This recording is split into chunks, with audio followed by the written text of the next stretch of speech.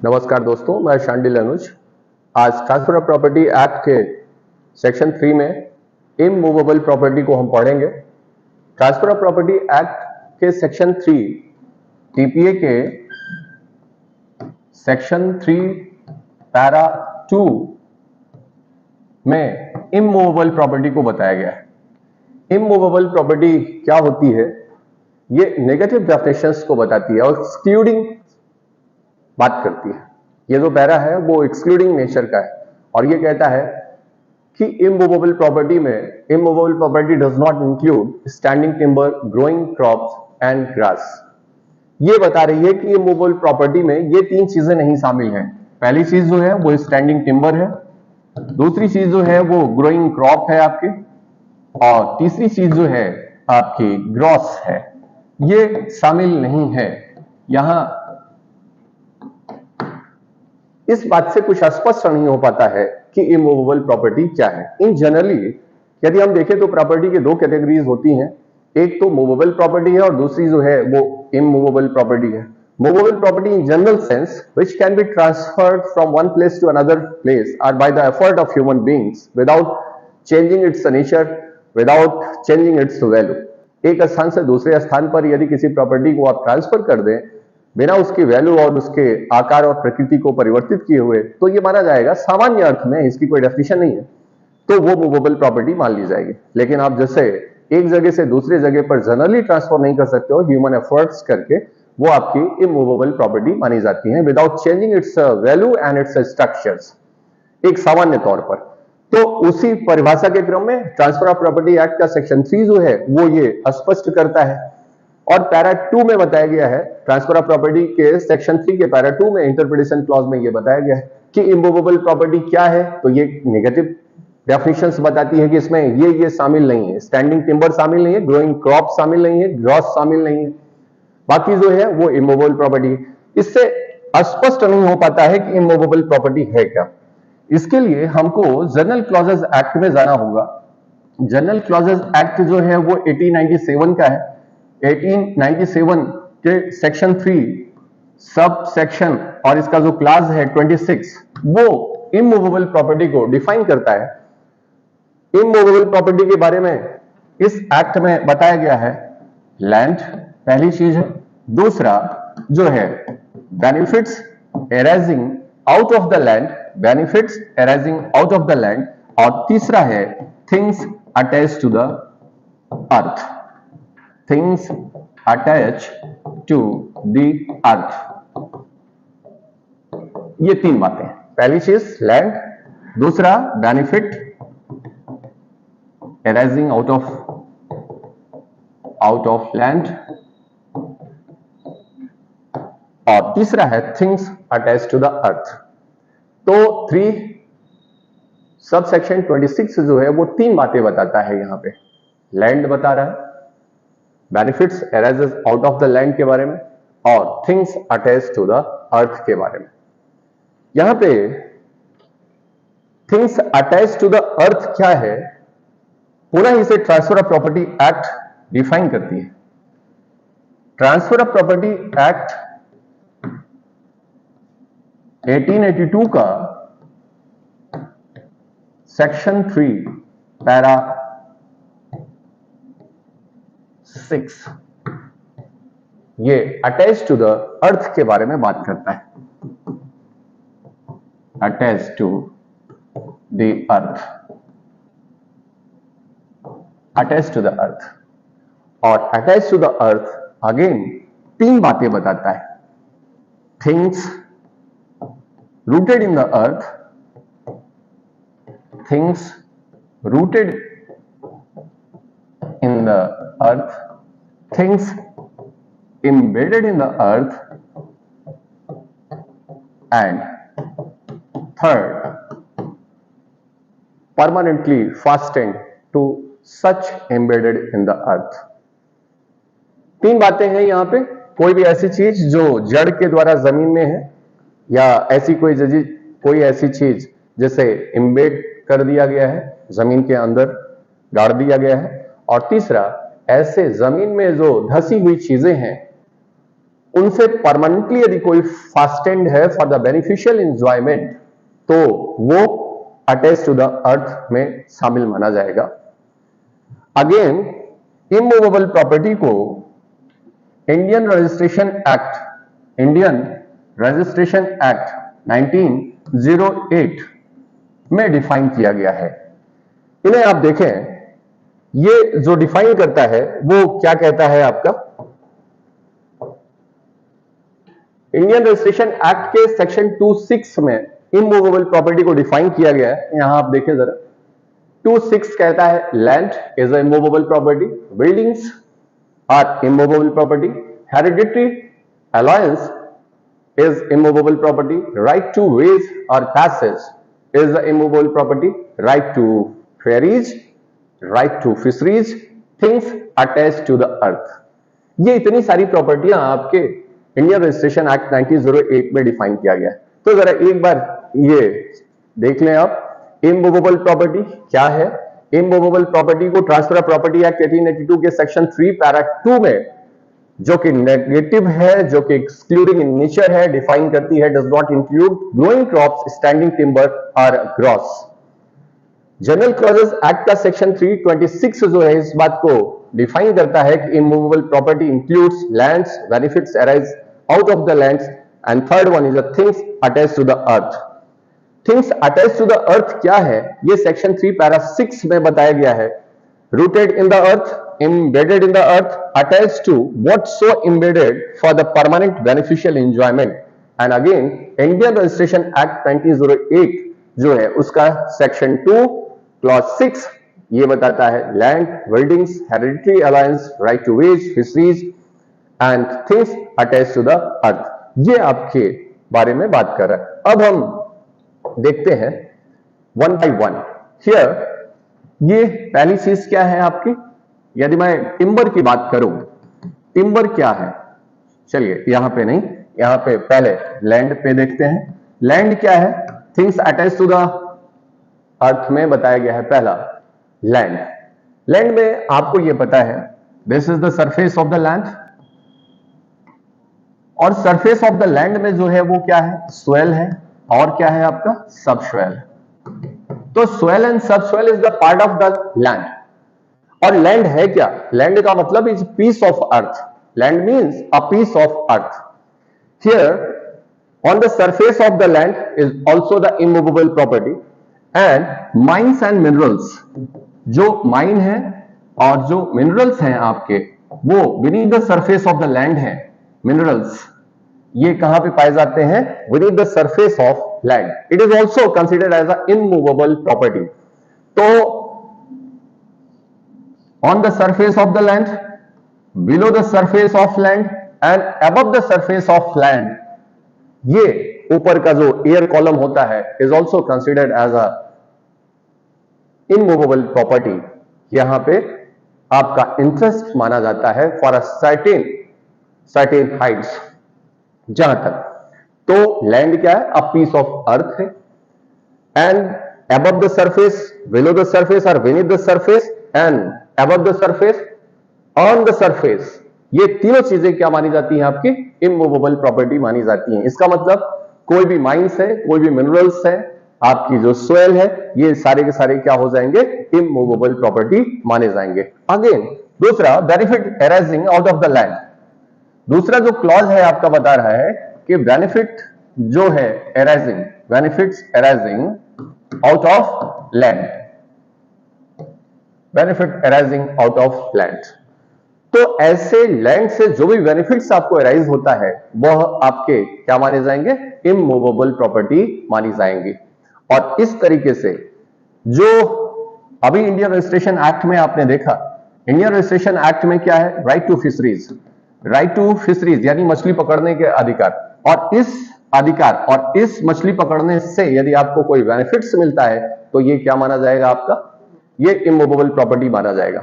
और मैं आपको बता दूं, लैंड्स में जो है, लैंड्स में जो पॉन्ड्स हैं, जो लेक है, जो वाटरफॉल्स है, जो टनल है, जो कैनाल्स हैं, also considered as a immovable property.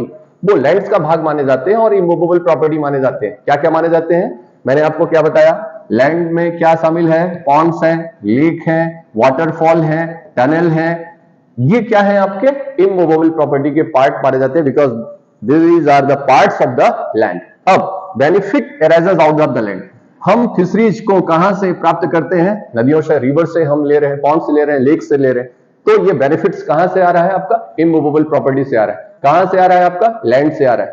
तो बेनिफिट्स अराइजेस और benefit arising out of the land is also the immovable property. तो राइट टू फिशरीज क्या होगा आपका? ये इमूवेबल प्रॉपर्टी होगा। राइट टू फेरीज, जो नाव चलाने का अधिकार होता है, ये भी क्या होगा? आपका इमूवेबल प्रॉपर्टी, क्योंकि benefit arising out of the land है। टू कलेक्ट द लॉक, लाख रेशम जो बनाया जाता है, लाख के कीड़ों से बनाया जाता है और वो जंगलों में पाला जाता है उनको, तो वो जो बेनिफिट्स है आपका to collect the lac is also the immovable property. वो क्या माना जाएगा आपका? To realization the house rent, घरों पर जो आपका घर पर क्या है? घर पर जो आपका किराया वसूलने का अधिकार है, ये कैसा है? आपका इमूवेबल प्रॉपर्टी है।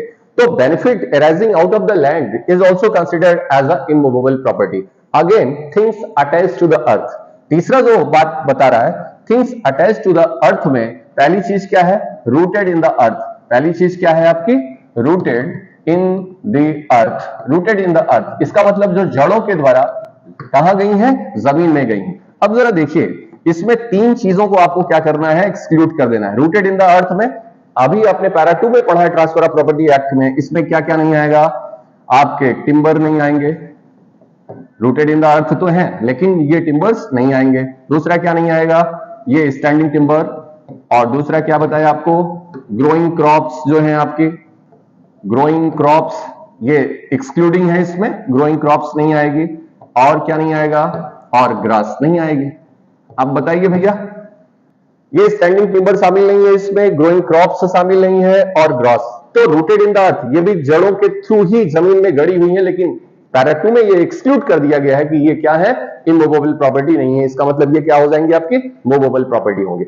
यहां पे स्टैंडिंग टिम्बर का क्या मतलब हुआ? स्टैंडिंग टिम्बर का मतलब कि ऐसी ट्रीज जिसका यूज कॉमर्शियल पर्पज के लिए होता है, जैसे सेल करने के लिए होता है, या बिल्डिंग्स या रिपेयर्स या फर्नीचर्स के लिए होता है, उन्हें क्या माना जाएगा? स्टैंडिंग टिम्बर माना जाएगा।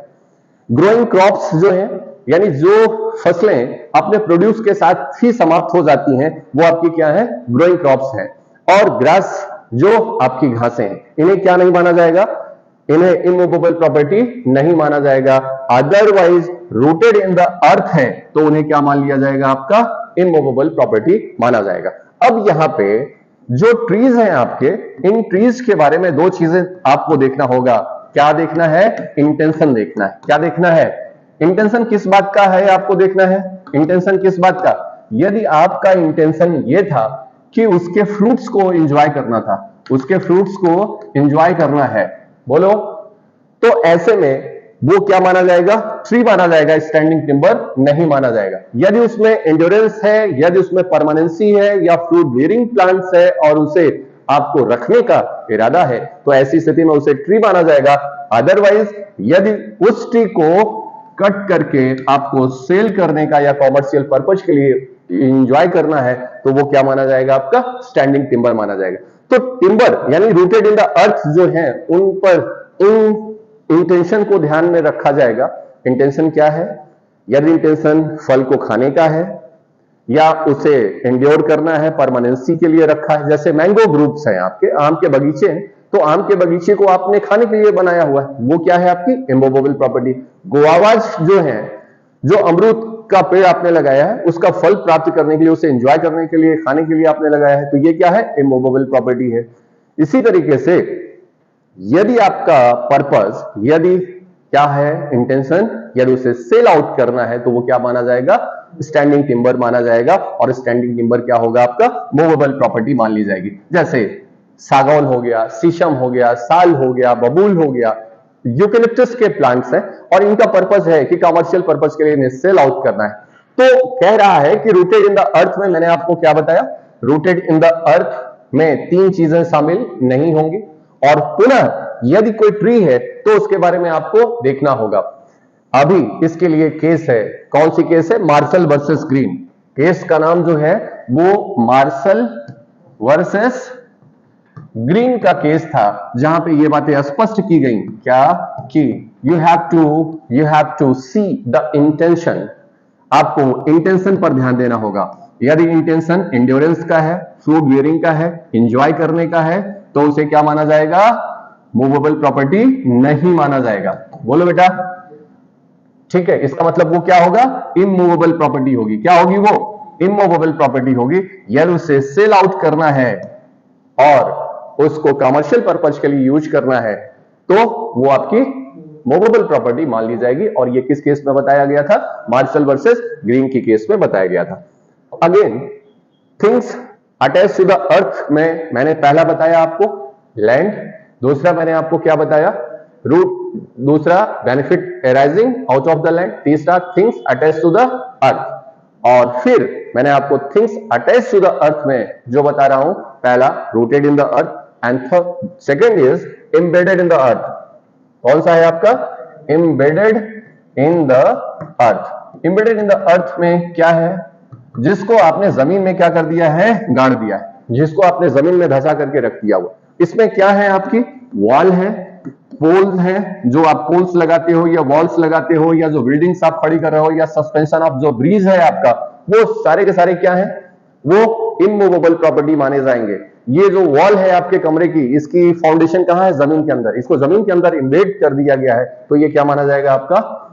ये क्या माना जाएगा? इमूवेबल प्रॉपर्टी माना जाएगा। किसी भी ब्रिज को जो उसका बेस बनाया जाता है, उस पर ब्रिज आपका रखा गया है, वो क्या है? आपका इमूवेबल प्रॉपर्टी है। किसी सस्पेंशन के लिए जो पोल्स बनाए गए हैं, झूले वाले पुल बने होते हैं, तो जो सस्पेंशन बना हुआ है, जो जमीन के अंदर गाड़ दिया, वो क्या है आपका? जो इलेक्ट्रिक पोल्स लगे हुए हैं आपके सड़क के किनारे, ठीक है, वो जमीन के अंदर गाड़ दिए गए हैं, वो क्या है आपके? Embedded in the earth.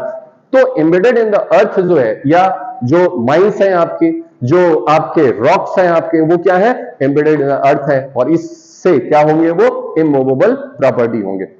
Again, next जो पॉइंट है आपका, वो क्या है कि ऐसी थिंग्स जो कि परमानेंटली फास्टेंड है या परमानेंटली जुड़ी हुई है for the beneficial enjoyment of the so embedded, ऐसी जो एम्बेडेड है, उनसे यदि कोई चीज परमानेंटली फास्टेंड है, तो वो भी क्या होगा? आपका इमूवेबल प्रॉपर्टी होगी।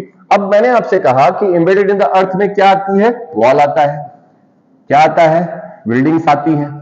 अब ये जो वॉल है, इसमें आपने क्या लगाया? डोर लगाया। तो ये जो डोर होगा, वो क्या होगा? आपका परमानेंटली फास्टेंड है। परमानेंटली फास्टेंड है, तो ये क्या हो जाएगा? इमूवेबल प्रॉपर्टी हो जाएगा। यदि आपने विंडोज लगाए हैं यहाँ पे, तो विंडोज क्या है आपके? विंडोज, ये परमानेंटली फास्टेंड है। ये क्या है? आपकी इमूवेबल प्रॉपर्टीज है। ये क्लैंप जो हुक लगा हुआ है, जिसमें फैन लटका हुआ है, ये परमानेंटली फास्टेंड है। ये क्या होगा? आपका परमानेंटली फास्टेंड है, तो इमूवेबल प्रॉपर्टी होगी। अब आप पोल लगाते हैं, पोल पर यहां पे और यहां पे तार फैलाने के लिए आप क्या लेते हैं? क्लैंप लगाते हैं। तो ये क्लैंप जो होता है, वो परमानेंटली फास्टेंड है। ये क्या है? आपका इमूवेबल प्रॉपर्टी माना जाएगा। तो कुल मिलाकर के कठिन 60 इमूवेबल प्रॉपर्टी के बारे में ये चीजें मैंने आपको बताया। एक बार इनको आप फिर से देख लीजिए। मैंने क्या क्या बताया आपको? पहली चीज मैंने आपको बताया, जो आपको फाइंड आउट करना है, जो आपको ध्यान में रखना है।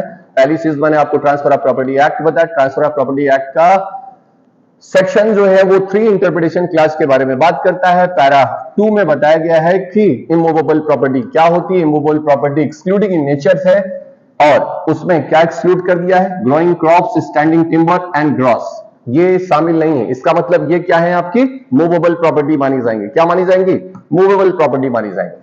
अब इससे स्पष्ट नहीं हुआ, तो हम जनरल क्लॉजेस एक्ट में गए, और जनरल क्लॉजेस एक्ट के सेक्शन 3 सब सेक्शन 26 में हमने देखा कि 3 बातें डिफाइन किया गया है। क्या है? लैंड है। लैंड के बारे में मैंने आपको बताया कि कोई भी सोयल है, सब सोयल है, यानी on the surface of the land. और लैंड क्या है? Is a piece of earth. Land क्या होता है? ए पीस ऑफ अर्थ होता है। तो सरफेस पर, सरफेस के नीचे, सरफेस के ऊपर जो भी चीजें हैं, वो क्या मानी जाएगी? आपकी इमूवेबल प्रॉपर्टी। इसका मतलब on the surface, above the surface और बीनीथ द सरफेस, ये क्या माना जाएगा? आपका तो सोयल और सब सोयल हो जाएगा। यहां पे एयर कॉलम्स हो गए, और नीचे माइंस और मिनरल्स हो गए। और इसी लैंड में मैंने आपको बताया क्या कि आपके जो टनल्स हैं, आपके जो कैनाल्स हैं, आपके जो रिवर्स हैं, आपकी जो पॉन्ड्स हैं, आपके जो लेक्स हैं, ये भी क्या माने जाएंगे? इस लैंड्स के पार्ट माने जाते हैं, और इसलिए ये क्या है? इमूवेबल प्रॉपर्टी होंगे। अगेन मैंने आपको बताया the benefits arising out of the land, इस लैंड से जो भी बेनिफिट्स अराइज होगा वो भी क्या माना जाएगा, इमूवेबल प्रॉपर्टी माना जाएगा। मैंने आपको बताया कि राइट टू फिशरीज, मछली पकड़ने का अधिकार कहां से लिया गया है, रिवर से, ठीक है, ओशन से, ये क्या है आपकी इमूवेबल प्रॉपर्टी। और इमूवेबल प्रॉपर्टी से जो बेनिफिट्स होगा, जो फायदा होगा, जो लाभ हो रहा है, वो भी क्या होगा आपका इमूवेबल प्रॉपर्टी माना जाएगा। यानी right to ferries is immovable rights, right to fisheries, right to ferries, right to fisheries, right to realization the rent, right to collect the lac, right to collect the tendu leaf, ये सारे के सारे क्या हो जाएंगे, जो भी बेनिफिट्स अराइज हो रहा है वो क्या माना जाएगा, आपका इमूवेबल प्रॉपर्टी का पार्ट माना जाएगा। और फिर तीसरा कहता है things attach to the earth, things attach to the earth को again transfer of property act के सेक्शन 3 पैरा 6 में डिफाइन किया गया है और उसमें 3 बातें बताई गई हैं। रूटेड इन द अर्थ, पहली बात कहता है रूटेड इन द अर्थ, तो रूटेड इन द अर्थ में ये 3 चीजें पहली बात एक्सक्लूड कर दीजिए, क्योंकि ये तीनों क्या है आपके, तीनों क्या है, मूवेबल प्रॉपर्टियां हैं। मैंने आपसे बताया कि जो इन 3 चीजों के अलावा जो भी आपके प्लांट्स हैं, जो ट्रीज हैं, वहां पे आपके इंटेंशन को ध्यान में रखा जाएगा। मार्शल वर्सेस ग्रीन के केस में ये स्पष्ट किया गया कि यदि इंटेंशन उसे रखने का है, उसे एंजॉय करने का है, फ्रूट बियरिंग है, तो वो आपका इमूवेबल प्रॉपर्टी माना जाएगा। यदि उसे आपको सेल करना है, कमर्शियल पर्पज के लिए यूज करना है, तो वो आपका मूवेबल प्रॉपर्टी माना जाएगा। दूसरा, एम्बेडेड इन द अर्थ, कोई भी ऐसी चीज जो जमीन के अंदर गाड़ के रख दी गई है, जमीन के अंदर रखा गया है, इसमें मैंने आपको बताया embedded in the earth, wall जो है आपका वो एम्बेडेड इन द अर्थ है, बिल्डिंग्स जो है वो एम्बेडेड इन द अर्थ है, पोल्स जो है वो एम्बेडेड इन द अर्थ है। अच्छा, फिर उसके बाद ये इमूवेबल प्रॉपर्टी मानी जाएंगी और attach to what is so embedded for the permanent beneficial enjoyment, और ऐसी जो एम्बेडेड चीजें हैं उनसे परमानेंटली जो भी फास्टेंड होगा वो क्या माना जाएगा, आपका इमूवेबल प्रॉपर्टी माना जाएगा। Just like door and Windows of the buildings, ये क्या माना जाएगा आपका, ये इमूवेबल प्रॉपर्टी मानी जाएगी। इंडियन रजिस्ट्रेशन एक्ट 1908 के सेक्शन 26 में भी इमूवेबल प्रॉपर्टी को डिफाइन किया गया है। यहां पे भी लैंड्स बताया गया है, बिल्डिंग्स के बारे में बात किया है, हेरिडिटरी अलायंस के बारे में, right to ways and passage, right to fisheries, right to ferries and things attached to the earth. Things attached to the earth already I have described. और अगेन इसके बाद आप देखिए दूसरा जो है,